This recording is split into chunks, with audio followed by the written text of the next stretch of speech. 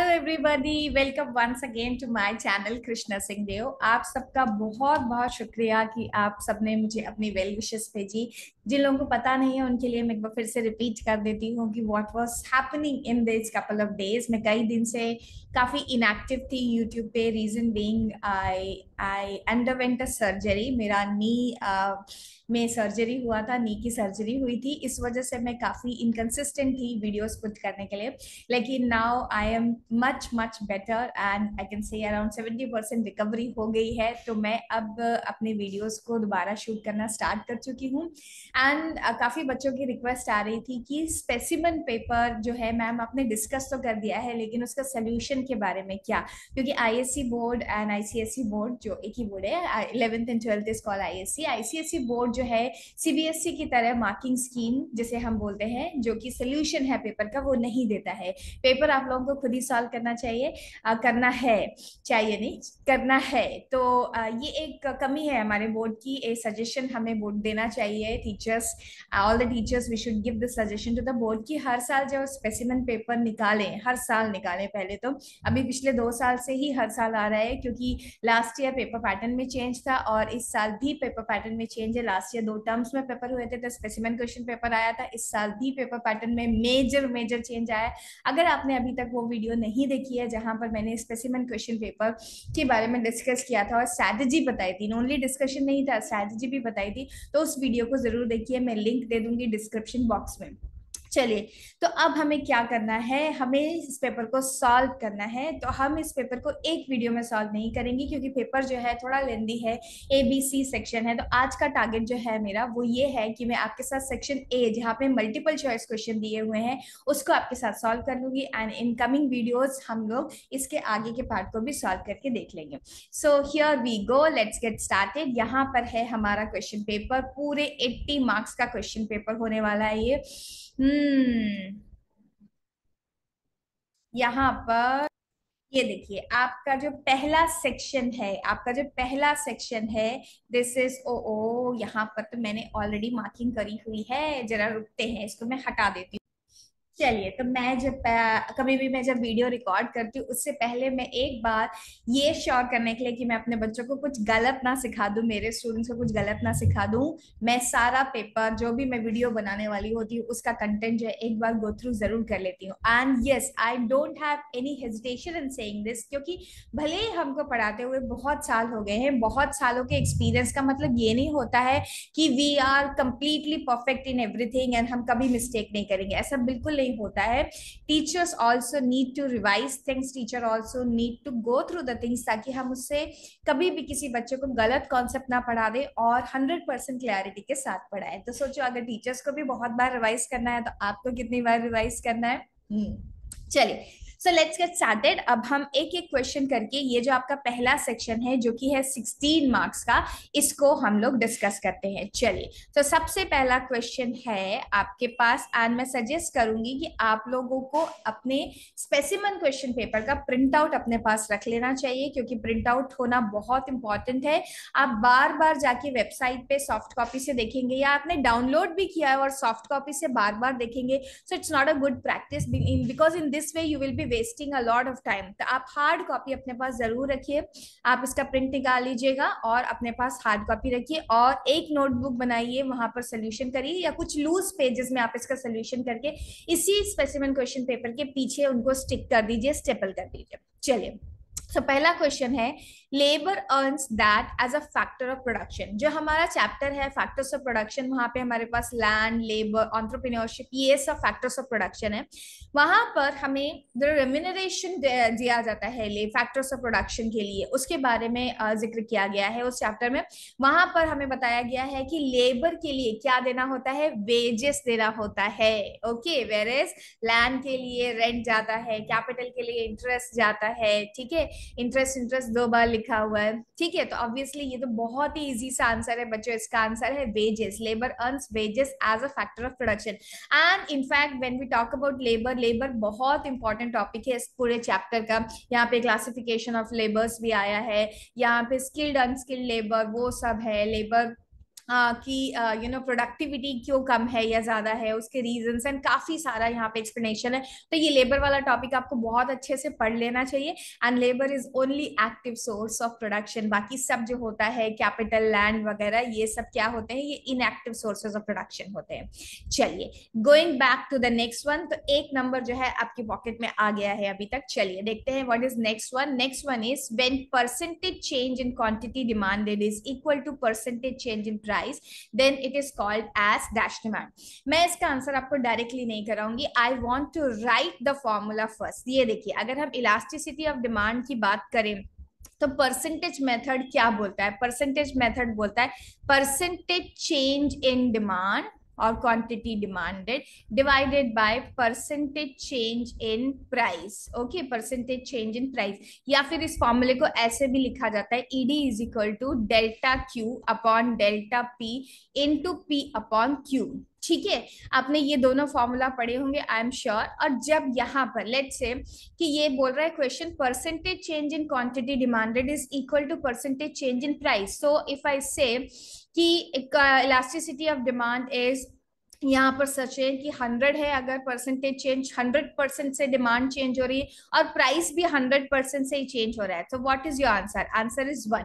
इसका मतलब elasticity of demand is 1, और 1 को क्या बोलते हैं, यूनिट भी बोलते हैं, तो इसे हम बोलेंगे unit elastic. Elasticity of demand कैसी है, यूनिट इलास्टिक। एंड एक और चीज इसके साथ साथ आपको मैं ब्राउनी पॉइंट दे रही हूँ, वो ये कि इलास्टिसिटी ऑफ डिमांड है उसका जो कर्व होता है वो इस तरीके का होता है जिसे हम बोलते हैं रेक्टेंगुलर हाइपरबोला कर्व। ये भी एक बहुत इंपॉर्टेंट पॉइंट है जो आपको ना सिर्फ 10th में, 11th में, 12th में भी काम आएगा कि यूनिट इलास्टिक डिमांड कर्व का शेप क्या होता है। तो यूनिट इलास्टिक डिमांड कर्व का शेप होता है रेक्टेंगुलर हाइपरबोला। हाइपरबोला कर्व वो होते हैं जहां पर ये जितना भी एरिया ऑफ रेक्टेंगल होगा वो सब बराबर होगा, इसीलिए इसका नाम है rectangular hyperbola curve.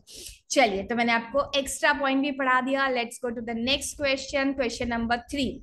The contraction of cotton textile industry in, sorry, concentration not contraction, demand पढ़ा रही थी तो मेरा दिमाग contraction and extension पे था।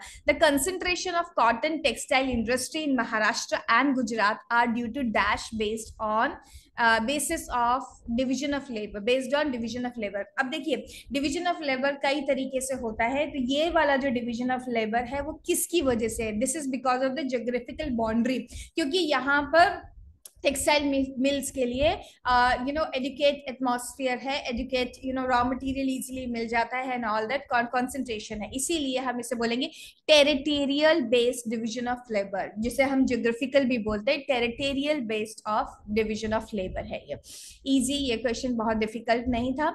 When the government borrows money to build dams and canal for the development of the country, this is called as dash debt. ये जो आपका पब्लिक फाइनेंस वाला चैप्टर है जहाँ पे डेट है, जहाँ पर ये बोरोइंग्स है गवर्नमेंट की। अब उसमें अब देखो गवर्नमेंट को दो पर्पसेस के लिए लोन लेना होता है, एक तो प्रोडक्टिव पर्पस जहाँ पर वो कंस्ट्रक्शन कर रही होती है, इंफ्रास्ट्रक्चर का डेवलपमेंट कर रही होती है, और कई बार गवर्नमेंट को लोन लेना होता है फॉर अनप्रोडक्टिव पर्पसेस ऑल्सो। तो जब भी गवर्नमेंट अनप्रोडक्टिव पर्पसेस के लिए लोन लेगी तब वो किसी इंफ्रास्ट्रक्चर का डेवलपमेंट या कोई कंस्ट्रक्शन नहीं करती रहेगी, या तो वो किसी लोन का रीपेमेंट करेगी या फिर पब्लिक वेलफेयर, मतलब ऐसे ही डोनेशंस वगैरह के लिए खर्चा करेगी, कुछ कंस्ट्रक्शन नहीं करेगी। बट क्या यहाँ पर कंस्ट्रक्शन हो रहा है, आंसर इज यहाँ पर तो साफ साफ लिखा हुआ है डैम्स एंड कैनल्स, मतलब कि प्रोडक्टिव पर्पसेस के लिए ये लोन लिया गया। तो इसका आंसर है ए, प्रोडक्टिव पर्पस के लिए यहाँ पर गवर्नमेंट लोन ले रही है। चलिए, going back to the next one, the next one says when the rate of inflation is between 20 to 100%, बहुत ज्यादा, जब जो इन्फ्लेशन है उसकी रेट 20 to 100% हो जाती है। आपकी बुक में अगर आप पढ़ेंगे तो वहां पे इन्फ्लेशन की रेट अलग अलग दिया गया है, वॉकिंग इन्फ्लेशन, रनिंग इन्फ्लेशन। ये क्या है भाई, ये तो गैलोपिंग इन्फ्लेशन है। यहाँ पर इन्फ्लेशन बहुत ज्यादा होता है 20 to 100% and government needs to take corrective actions for this, तो this is galloping inflation. GST is an example of, ये तो बहुत ईजी है, ये तो मुझे लगता है हर किसी बच्चे को आ जाएगा। It is an example of indirect tax. Okay, direct tax में इनकम टैक्स, प्रॉपर्टी टैक्स वगैरह आते हैं। This is an example of indirect tax, और मुझे लगता है मोस्ट ऑफ द स्टूडेंट्स को इसका आंसर सही से आया होगा। आप जब मेरे साथ इसको करने बैठ रहे हो तो आप खुद भी मुझसे पहले अपने आप से आंसर सोचते रहें, क्योंकि मैं डिस्कस कर रही हूँ फिर आंसर बोलती हूँ, तो यू हैव अ चांस कि आप सोचें और देखिए, चेक करें अपना आंसर मेरे साथ। The sum total of debt is called as dash debt. ये तो इतना अच्छा क्वेश्चन है, अगर किसी बच्चे को ये किसी ने पढ़ा भी नहीं है, वैसे तो इतना इजी आपने पढ़ा ही होगा, और अगर नहीं भी पढ़ा है तो भी आप इसे आसानी से आंसर दे सकते हैं, क्योंकि यहाँ पर सिर्फ कॉमन सेंस काम आने वाला है। यहाँ पर आपको चैप्टर भी आपने बहुत अच्छे से नहीं पढ़ा है अगर, तो भी आप उसको कर लेंगे। यहाँ पर लिखा हुआ है sum total of all the debt. Sum total मतलब हम जब सब चीजों को टोटल करते हैं तो we call it as a gross. Okay, so gross is the answer. Net नहीं हो सकता, एंड पब्लिक नहीं हो सकता, प्राइवेट नहीं हो सकता, तो sum total of all the debt is called gross debt. Very easy. चलो next, cash deposited by customer into commercial banks are also known as, cash deposited by customer into commercial bank, saving deposit, derivative deposit, secondary deposit and total deposit. Okay, अब saving deposit होगा या फिर derivative deposit होगा या फिर secondary deposit होगा या total deposit होगा. Okay, cash deposited by commercial bank are also known as, अब यहाँ पर अब इसको सेकेंडरी डिपॉजिट तो नहीं बोलेंगे, सेविंग डिपॉजिट बोल सकते हैं या टोटल डिपॉजिट, लेकिन answer is saving deposit. Okay, तो यहाँ पर आंसर होगा सेविंग डिपॉजिट, तो cash deposited by the customer in commercial banks. Okay, चलिए we are done with 8 question. 9 question, if dash is used again and again value depreciates gradually. क्या, किस चीज की वैल्यू डेप्रिशिएट होगी? क्या कैपिटल की वैल्यू डेप्रिशिएट होगी? क्या कॉटन की वैल्यू डेप्रिशिएट होगी? क्या रॉ मटेरियल की वैल्यू डेप्रिशिएट होगी? क्या इलेक्ट्रिसिटी की वैल्यू डेप्रिशिएट होगी? रॉ मटेरियल तो देखो यूज हो जाता है in making the final product. Cotton itself is an example of raw material. Electricity तो वैसे ही कंज्यूमेबल होता है, तो किसकी वैल्यू डेप्रिशिएट होगी? ऑब्वियसली कैपिटल गुड्स की। एंड इकोनॉमिक में कैपिटल का मतलब, इकोनॉमिक्स में कैपिटल का मतलब, capital in the form of money नहीं है, कैपिटल गुड्स, फिजिकल गुड्स, जैसे कि प्लांट, मशीनरी, बिल्डिंग, इन सबको भी कैपिटल गुड्स बोला जाता है। चलिए next, going to the next question, question number 10 पे हम पहुंच गए हैं। ऑल टुगेदर 16 क्वेश्चन है, we are on question number 10। Dash represents downward movement along the same supply curve. अब आप यहाँ देखिए, ये होता है आपका सप्लाई कर्व। ओके, अब मेरा डाउनवर्ड मोमेंट की बात चल रही है, ठीक है, डाउनवर्ड मोमेंट की बात चल रही है। डाउनवर्ड मोमेंट, अब मैं यहाँ पर आपको बता देती हूँ कि ये है मेरा प्राइस, और let's say this is P1 and this is P2। ये है आपका पॉइंट A और ये है पॉइंट B। इसको हम बोल देते Q1 एंड इसको हम बोल देते Q2। अब डाउनवर्ड मोमेंट का मतलब है यहाँ से यहाँ जा रही। ओ रुको रुको रुको मैम, आपने तो ये सप्लाई की जगह डिमांड कर्व बना दिया। हाँ बेटा, यही बात तो मैं आपसे बोल रही थी कि टीचर्स भी कभी कभी गड़बड़ कर देते हैं, लेकिन टीचर्स पकड़ भी लेते हैं फास्ट। तो ये, अरे नहीं मैम, आपने तो सही बनाया था। हाँ, जबरदस्ती कंफ्यूज हो गई। ये सप्लाई कर्व, ये अपवर्ड स्लोपिंग सप्लाई कर्व। चलो अब इसे देखो, जबरदस्ती कंफ्यूज हो जाती है मैम। ये रहा A और ये रहा B, ये रहा P1 और ये रहा P2। डिमांड कर्व जो होता है वो ऐसा होता है, ठीक है। मुझे थोड़ा मिरर इमेज दिख रहा था इसीलिए मैंने ऐसा बोल दिया। चलो Q1 एंड Q2। अब देखो ये A से B पर चला गया, क्या है ये? It is a downward moment, yes it's a downward moment. और अगर आप देखेंगे तो Q1 से सप्लाई Q2 हो गई, तो इसका मतलब क्या हो गया?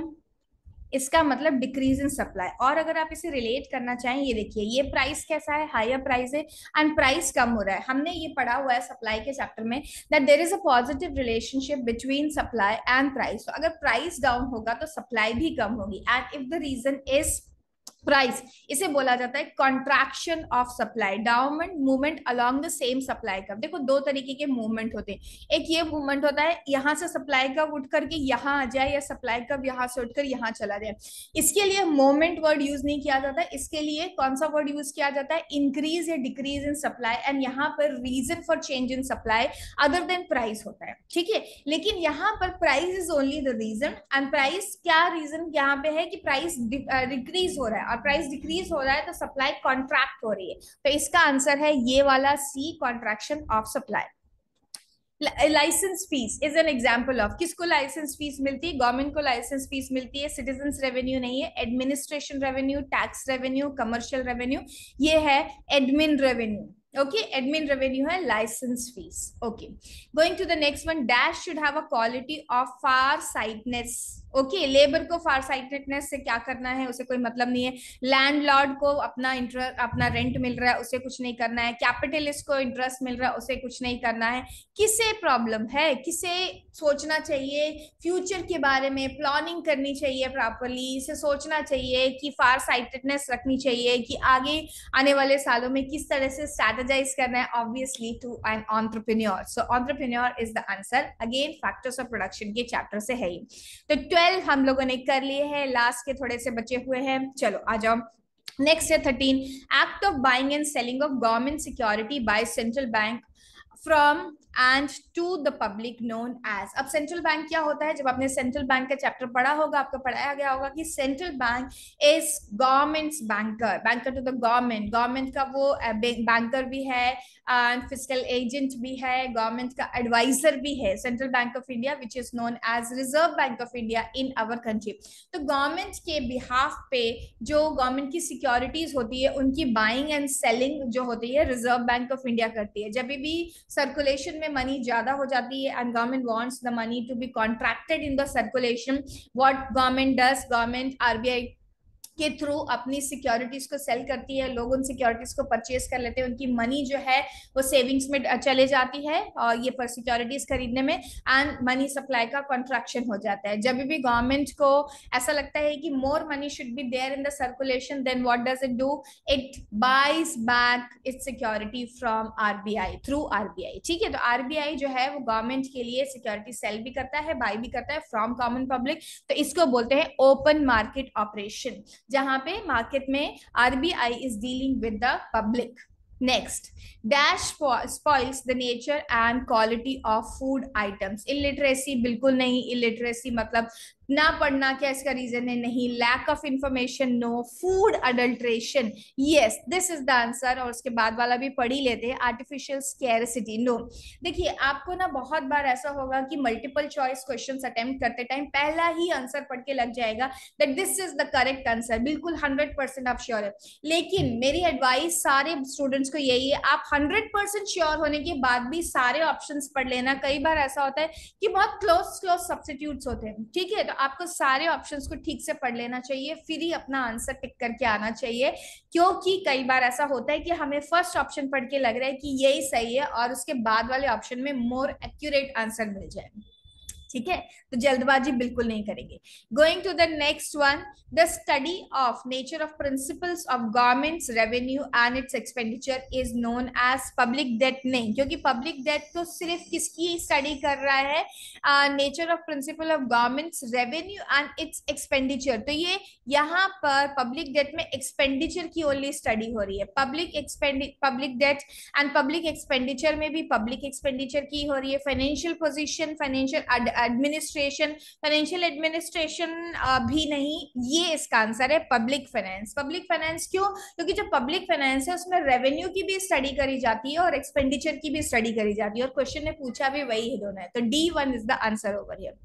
Going to the next one, आपका last question of MCQ section है कि लास्ट क्वेश्चन पे हम लोग पहुंच गए हैं।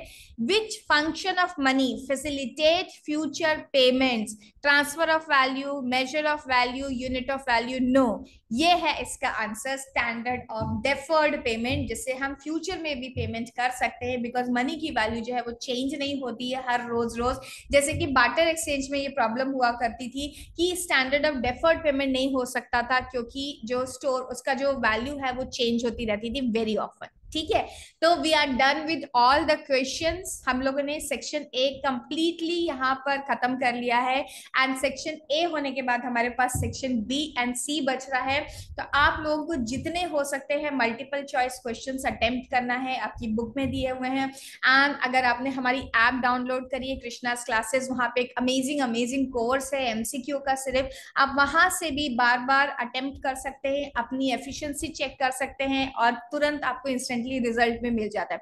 ये सब करिए, हम कमिंग वीडियोस में मिलते हैं जहां पर हम सेक्शन बी करेंगे, फिर उसके बाद सेक्शन सी पे जाएंगे। और मैं सिर्फ आपको मुंह से बोल के आंसर्स नहीं बताने वाली हूँ, मैं आपको कुछ आंसर्स लिख कर भी बताऊंगी और सारे वो पॉइंट बताऊंगी जहां पे आपसे बोर्ड एक्सपेक्ट करता है कि आपको इस तरीके से आंसर्स लिखने चाहिए, so that you get the full marks. Okay, हम पूरी स्ट्रैटेजी के साथ पढ़ाई करेंगे। तब तक के लिए बाय। अगर अभी तक आपने चैनल को सब्सक्राइब नहीं किया है और आपको थोड़ा भी मेरा काम अच्छा लगता है तो प्लीज सब्सक्राइब करिए एंड शेयर एंड लाइक करना मत भूलिए। We will meet once again, till then bye, have a great day.